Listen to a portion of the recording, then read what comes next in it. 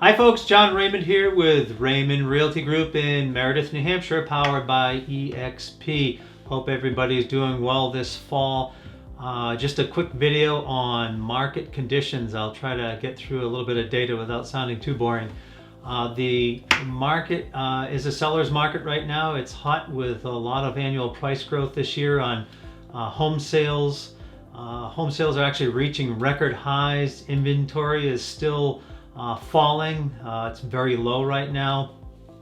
New home sales have risen strongly during the pandemic, and existing home sales are at a one-year high. So as prices keep climbing, the U.S. housing market has been resilient in the face of the economic disaster that we've had this year.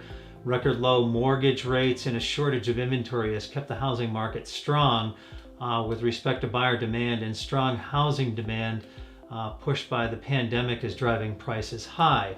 But on the flip side, low mortgage rates are helping buyers offset the increased cost. According to Realtor.com's time on the market data and listing views per property, that's how many times somebody might click on a listing view, the East Coast accounts for 7 of the 10 top zip codes nationally. To give you an idea of the activity on the East Coast. The concentration is actually in the Northeast. Although these markets were the first to be hit by the pandemic, they're also some of the first to recover. So there's all this pent-up demand that's driven home buyers back to these markets.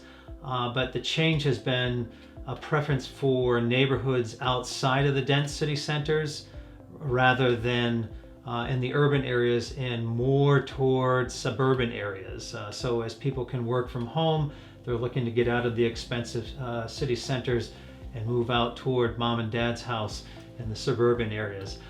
So the pandemic is also pushing the buying season further back in the year. So we're seeing activity starting to build up here in the fall time frame as we enter October. Interestingly, condos could also make a comeback. While the sale prices of condos in the U.S. actually increased by 5.5% this year compared to a year ago, new home sales for single-family homes has actually risen by 12%, which makes condos look even more attractive. According to Redfin.com, if prices of single-family homes continue to rise to an unsustainable level, condos will make a comeback, because they could be the only type of home that some buyers can afford, while also avoiding bidding wars. So according to Zillow, for next year, the housing forecast has improved for 2021, but the economic uncertainty around election, pandemic, may have an impact on some of the predictions. So the big Zillow predictions are housing sales are expected to stay high, but taper through 2021.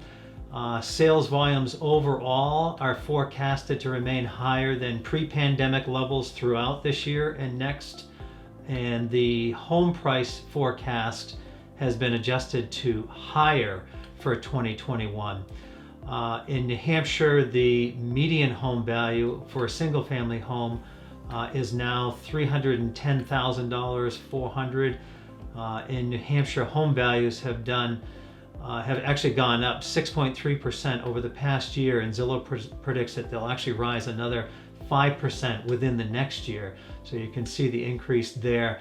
In the Lakes region, we've seen a very high demand for vacation properties. Families are foregoing plans to travel by plane, so they're seeking properties within a drivable distance from home for both summer and winter activities.